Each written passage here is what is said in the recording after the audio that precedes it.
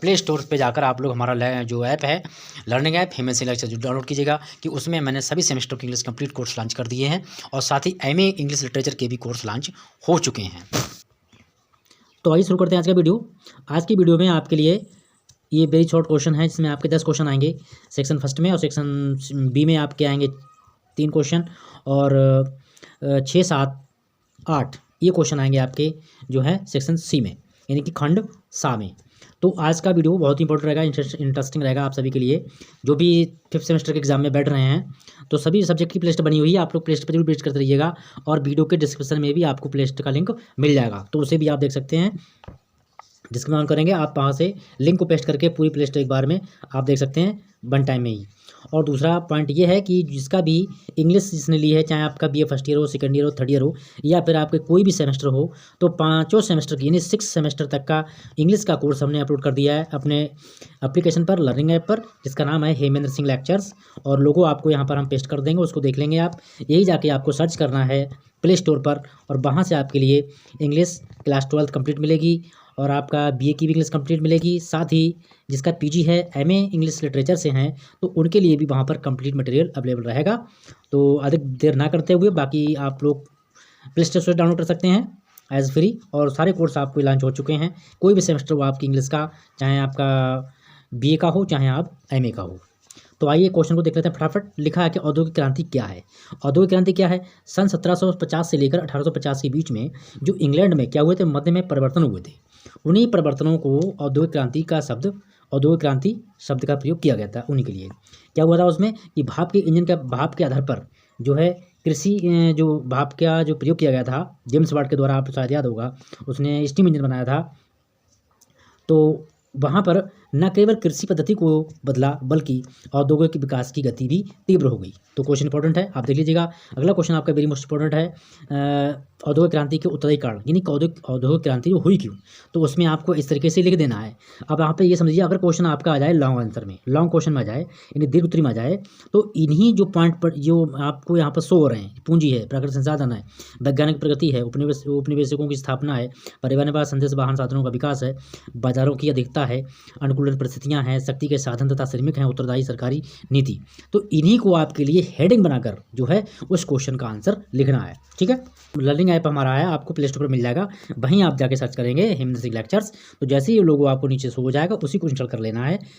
यदि आप लोग भी चाहते हैं कंप्लीट इंग्लिश कोर्स बीए का और एमए का, साथ ही 12th की भी अवेलेबल रहेगी।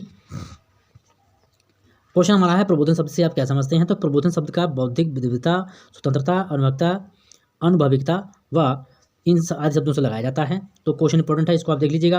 अगला क्वेश्चन देख लेते हैं, औद्योगिक क्रांति के 2 सामाजिक प्रभाव बताइएगा। तो सामाजिक प्रभाव, औद्योगिक क्रांति होती है तो क्या होता है, देख लीजिए। औद्योगिक क्रांति के परिणामस्वरूप नगरों की विकास तीव्र से विकास होता है। ठीक है, जनसंख्या में घनत्व भी अधिक बढ़ जाता है, और लोगों के पास जो है आवास है उसकी समस्या का सामना करना पड़ता है, और गंदी बस्तियों का विकास हुआ। ठीक है, अगला क्वेश्चन आपका है औद्योगिक क्रांति के प्रभाव, अधिक आर्थिक प्रभाव क्या हुआ था औद्योगिक क्रांति का। तो औद्योगिक क्रांति हुई थी उसका जो आर्थिक प्रभाव उसे जरूर देख लीजिएगा।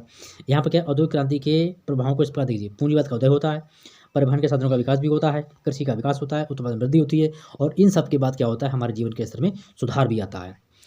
तो 1789 में जो फ्रांसीसी क्रांति हुई थी उसके राजनीतिक कारण क्या थे। तो आइए राजनीतिक कारण देख लेते हैं, क्या क्या राजनीतिक कारण थे। तो यहाँ पर देखते हैं आपको, राजा की निरंकुशता, राष्ट्रीय सभा के अधिवेशन को बुलाना, राज्य के कर्मचारियों की निरंकुशता, देश और सेना में असंतोष व्याप्त होना, अव्यवस्थित शासन होना, दोषपूर्ण कानून व्यवस्था होना, फ्रांस के राजनीतिक गौरव का पतन होना, दूषित न्याय व्यवस्था। तो ये सारे क्या हैं, ये राजनीतिक कारण थे औद्योगिक क्रांति के होने के कारण।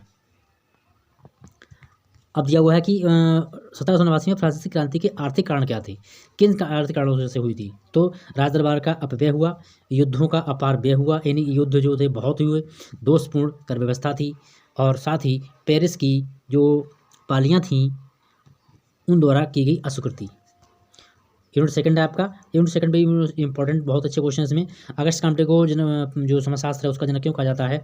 तो अगस्त काम्टे ने जो समाजशास्त्र के लिए विज्ञान के रूप में जो सोशोलॉजी है उसको सर्वप्रथम व्यवस्थित रूप से इसको प्रयोग किया गया था, इसीलिए अगस्त काम्टे को इनका जनक कहा जाता है। किसका, समाजशास्त्र का। अगस्त काम्टे की प्रमुख कृतियाँ कौन कौन सी हैं, positive philosophy, positive polity and system of positive polity. ये 3 कृतियाँ हैं, वेरी मोस्ट इंपॉर्टेंट है, ये पूछ सकता है एग्जाम में अगस्त काम्टे का।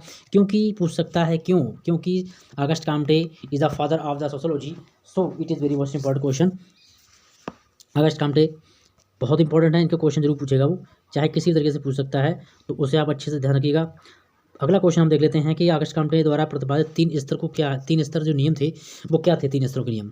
तो उनका नियम था, पहला 1822 में 3 स्तरों के नियम का सिद्धांत प्रस्तुत किया किसने, अगस्त काम्टे ने। सिद्धांत के संबंध में अगस्त काम्टे ने लिखा है, क्या लिखा है, यानी स्वयं कहा है, क्या कहा है, हमारी प्रत्येक प्रमुख अवधारणा हमारे ज्ञान की प्रत्येक शाखा, एक शाखा के बाद वह 3 विभिन्न सैद्धांतिक दिशाओं से होकर गुजरती है। कौन कौन सा, आध्यात्मिक अथवा काल्पनिक, तात्विक अथवा मूर्त, और वैज्ञानिक अथवा प्रत्यक्ष। तो ये 3 बताए थे इन्होंने, इन्हीं के नाम को आपको याद रखना है। अगस्त काम्टे के द्वारा जो इन्होंने विज्ञान, ये भी क्वेश्चन इंपॉर्टेंट रहेगा इनका, अगस्त काम्टे द्वारा प्रतिपादित विज्ञानों के संस्करण, इन्होंने वैज्ञानिक संस्करण प्रस्तावित किए थे। तो कौन कौन से किए थे उनको देख लेते हैं। तो पहला था समाजशास्त्र, इसमें क्या था, गणित, खगोल शास्त्र, भौतिक शास्त्र, रसायन शास्त्र, जीवन शास्त्र पर आधारित था ये, कौन सा, समाजशास्त्र। अगला देख लेते हैं आपका, अगला है इनका जीवन शास्त्र, जीव शास्त्र है। तो जीव शास्त्र में गणित है, खगोल शास्त्र है, भौतिक शास्त्र है, रसायन शास्त्र है, रसायन शास्त्र पर आधारित रहा, कौन सा, जीव शास्त्र। इनके 6 शास्त्र हैं जो किस प्रकार हैं। रसायन शास्त्र क्या है, रसायन शास्त्र गणित, खगोल शास्त्र, भौतिक शास्त्र पर आधारित था। भौतिक शास्त्र गणित, खगोल शास्त्र पर आधारित था। खगोल शास्त्र गणित और गणित पर आधारित था, खगोल शास्त्र केवल। गणित शास्त्र आत्मनिर्भर और प्राचीनतम। तो ये इनमें से भी पूछ सकता है, इनको आप अच्छे से पढ़ लीजिएगा, देख के जाइएगा। और अगला है स्वतंत्र विज्ञान किसे कहा जाता है, ठीक है, स्वतंत्र विज्ञान किसे कहता है, अगस्त काम्टे के विज्ञान के वर्गीकरण के नियम को समझाइए। तो बढ़ती हुई निर्भरता का क्रम और घटती हुई सामान्यता और बढ़ती हुई जटिलता। तो स्वतंत्र विज्ञान है वो क्या कहलाता है। तो ये क्वेश्चन इंपॉर्टेंट है आपका, देख लीजिएगा। अगस्त काम्टे के अनुसार स्वतंत्र विज्ञान क्या है, यानी कि निर्भर विज्ञान क्या होता है। तो ये देखिए, जैसे अचेतन घटनाएं और चेतन घटनाएं, ठीक है, ये इसका एग्जाम्पल दिया हुआ है, इसको आप देख लीजिएगा अच्छे से, एग्जाम में पूछ सकता है। और अगला क्वेश्चन है, उद्ध विकास की परिभाषा क्या है। उद्ध विकास की परिभाषा क्या है, हर्बर्ट स्पेंसर की परिभाषा बहुत ही इंपॉर्टेंट रहेगी ये। हर्बर्ट स्पेंसर काफ़ी इंपॉर्टेंट राइटर हैं। और उद्ध विकास के कुछ तत्वों का एकीकरण व उससे संबंधित वह गति है, इसके दौरान कोई एक निश्चित अथवा असंबद्ध समानता से निश्चित और संबद्ध से भिन्नता में बदल जाता है, उद्ध विकास कहलाता है। उद्ध विकास की विशेषताएं क्या हैं, देखिए, उद्ध विकास सदैव सरलता से जटिलता की ओर होता है, ठीक है, मोस्ट इंपॉर्टेंट क्वेश्चन है ये। स्पेंसर की उद्ध विकास की अवधारणा को संक्षेप में समझाइए। तो उस जो स्पेंसर है, इनकी एक पुस्तक है principle of sociology, very most important question है ये, इसको अच्छे से पढ़ लीजिएगा क्योंकि पुस्तक पूछ सकता है। सामाजिक तथ्य की परिभाषा क्या है, तो दुर्खिम के शब्दों में बताई गई है। तो दुर्खिम भी काफ़ी इंपॉर्टेंट है ये। तो दुर्खिम के शब्दों में क्या है, सामाजिक, ये क्वेश्चन आपको पढ़ लेना है। दुर्खिम की सामाजिक अवधारणा स्पष्ट कीजिए, इस क्वेश्चन को भी आपको पढ़ना है, इसको आप देख लेंगे आप तो अच्छा रहेगा। और अगला क्वेश्चन आपका है, दुर्खिम के अनुसार सामाजिक तथ्यों के प्रकार। तो वेरी मोस्ट इम्पोर्टेंट क्वेश्चन है ये। सामाजिक तथ्य प्रकार क्या है, एक सामान्य तथ्य होता है, दूसरा व्याधिकीय तथ्य होता है। तो दुर्खिम की सामाजिक विचारों का जो उल्लेख किया है, तो उनकी पुस्तक है the division of labour and society. तो इम्पोर्टेंट क्वेश्चन है ये। यांत्रिक एकता क्या कहलाती है, तो इस क्वेश्चन को आपको पढ़ लेना है, इसका आंसर। और अगला क्वेश्चन आपका है, यांत्रिक समाज की विशेषता क्या होती हैं। तो यांत्रिक समाज की विशेषता क्या होती हैं, भेदभाव रहित समाज होता है, व्यक्ति की द्वितीयक स्थान होता है, सामूहिक चेतना का विरोध रहता है, दमनकारी कानून की प्रधानता रहती है, नैतिकता और सजाईयता की विशेषताएं पाई जाती हैं। साम्यवी समाज की विशेषताएं क्या हैं, ठीक है, ये तो यांत्रिक समाज की विशेषताएं थी, ये साम्यवी समाज की हैं। तो यहाँ इनको पढ़ लीजिएगा, इंपॉर्टेंट क्वेश्चन है ये आपके। और अगला क्वेश्चन आपका है, दुर्खिम की आत्महत्या का विवरण। दुर्खिम की आत्महत्या की अवधारणा जो है वो क्या है, विशिष्ट स्पष्ट कीजिए। या आत्महत्या एक सामाजिक घटना है दुर्खिम के अनुसार, तो इसको आपको समझाना है, ठीक है। अगला क्वेश्चन आगे बढ़ते हैं हम। दुर्खिम के अनुसार आत्महत्या के कारण क्या है, प्रकार क्या होते हैं। देखिए, जो प्रकार बताए हैं वो है, अहमवादी आत्महत्या होती है, पर्यार्थवादी आत्महत्या होती है और अस्वाभाविक आत्महत्या होती है, ठीक है। ये 3 कारण बताए थे इन्होंने। अगला क्वेश्चन है, अहमवादी आत्महत्या क्या है, तो ये आपको समझ लेना, इसको आप सामान्य और अस्वाभाविक, इसको पढ़ना है। क्वेश्चन यूनिट नंबर 4 है आपका, पेरेंटो के जो मानवीय क्रियाओं का वर्गीकरण किया है, क्या किया है, तो तर्कसंगत क्रियाएं हैं और उनकी अतर्कसंगत क्रियाएं हैं। विशिष्ट चालक किसे कहा जाता है, तो विशिष्ट चालक मूल प्रवृत्तियों एवं भावनाओं से अभिव्यक्त होता है। तो इस क्वेश्चन को पढ़ना है आपको। अगला क्वेश्चन दिया हुआ है कि पेरेंटो ने सामाजिक क्रिया का सिद्धांत अपनी किस पुस्तक में प्रस्तुत किया है, तो उनकी पुस्तक है माइंड एंड सोसाइटी, जो कि सन 1900 में प्रकाशित हुई थी, ठीक है, इंपॉर्टेंट क्वेश्चन है। अगला क्वेश्चन आपका है, विशेष चालक की विशेषता अवशेष यानी कि अवधारणा किसने प्रस्तुत की है? तो विशिष्ट चालक की अवशेष की अवधारणा प्रतिपादक पेरेंटो ने अपनी पुस्तक टेरेंटो, ठीक है, जो टेरेंटो पुस्तक है उसमें पेरेंटो की इन्होंने अवधारणा प्रस्तुत की है। और ये क्वेश्चन आपका है, विशिष्ट चालकों की विशेषताएं। तो विशिष्ट चालक अपेक्षाकृत अधिक स्थिर होते हैं। तो ये क्वेश्चन, ये विशेषताएं आपको पढ़ लेनी है। और आगे बढ़ते हैं हम विशिष्ट अवशेषों के प्रकार। तो देखिए, संयोजन के अवशेष, सामूहिक स्वास्थ्य के अवशेष, अवशेष बाहरी क्रियाओं द्वारा संवेगों और व्यक्ति के लिए अवशेष। तो ये क्वेश्चन सारे हैं, आपको देख लेना है, ये बहुत ही इंपॉर्टेंट क्वेश्चन है। क्वेश्चन नंबर 11 अगला है, भ्रांत तर्क की विशेषताएं देखिए। तो भ्रांत तर्क के प्रकार, ठीक है, प्रकार क्या होता है इनका? तो घोषणाएं होती हैं, अधिकारवाद सत्ता होती है, भावना सिद्धांतों की जागरूकता होती है, और मौखिक प्रमाण भी होता है, ठीक है। आगे बढ़ते हैं। क्वेश्चन इकाई नंबर हमारा 5 है, मार्क्स का द्वंद्वात्मक भौतिकवाद सिद्धांत क्या है? ये क्वेश्चन इंपॉर्टेंट है, इसको आप देख लीजिएगा, वेरी शॉर्ट में मिल जाएगा, नहीं तो शॉर्ट में आएगा, ठीक है। और अगला क्वेश्चन आपका है, ऐतिहासिक भौतिकवाद क्या है? इसको पढ़ना है। तो आगे बढ़ते हैं फटाफट।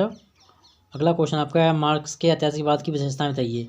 तो विशेषताएं क्या हैं इसकी, देख लीजिए। विशेषताएं हैं, मानव समाज का वर्गों में विभाजन, वर्ग संघर्ष होता है, आर्थिक तत्वों द्वारा इतिहास का संचालन होता है, भौतिक तत्वों पर आधारित रहता है, वस्तुगत नियमों द्वारा परिवर्तन आते हैं, तथा उत्पादन प्रणाली के साथ साथ सामाजिक परिवर्तन भी होते रहते हैं। अगला क्वेश्चन आपका है, मार्क्स के ऐतिहासिक विभाजनों को समझाइए। और तो विभाजन क्या है? आदिम साम्यवादी, दास योग, सामंती योग, पूंजीवादी योग, ये इसकी विशेषताएं हैं, विभाजन के कारण हैं ऐतिहासिक। और कार्ल मार्क्स का वर्ग संघर्ष की अवधारणा, वेरी मोस्ट इंपॉर्टेंट क्वेश्चन है ये आपका, इसको तो आपको पढ़ना ही पढ़ना है, चाहे आपका ये लॉन्ग में पूछेगा, शॉर्ट में पूछेगा, या वेरी शॉर्ट में पूछेगा, जरूर पूछेगा ये, ठीक है। तो अगला क्वेश्चन आपका है, जो कि दिया हुआ है कि मार्क्स के वर्ग संघर्ष का सिद्धांत किस पुस्तक में दिया गया है?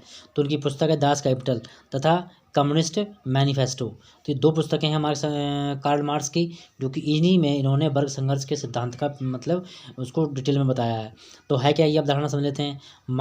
कार्ल मार्क्स ने संपूर्ण समाज के इतिहास को वर्ग संघर्ष के इतिहास के रूप में माना है, यानी कहा है। कार्ल मार्क्स का स्पष्ट मत था कि प्रत्येक समाज में, प्रत्येक युग में हमेशा से दो विरोधी शक्तियाँ पाई जाती हैं, दो शक्तियाँ पाई जाती हैं। कैसे पाई जाती हैं? जैसे जिनमें से अपने आप के हितों को लेकर निरंतर संघर्ष होता रहता है, और इसी संघर्ष के परिणाम स्वरूप परिवर्तन व विकास की प्रक्रिया जो है वो आगे बढ़ती है।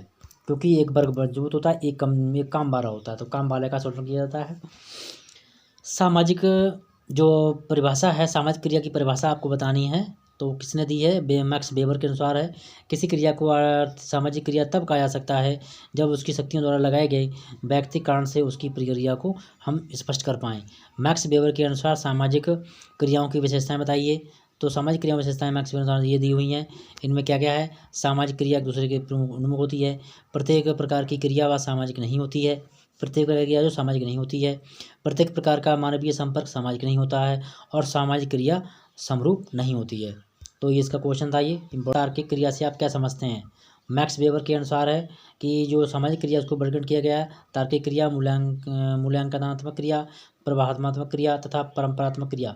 इसको क्वेश्चन को पढ़ लेना आपके लिए है। शक्ति की परिभाषा आपको देनी है, जो कि मैक्स वेबर के द्वारा बताई गई है। तो आर्थिक शक्ति, सामान्य शक्ति, इसके दो प्रकार बताए गए हैं, जो कि मैक्स वेबर ने बताए हैं।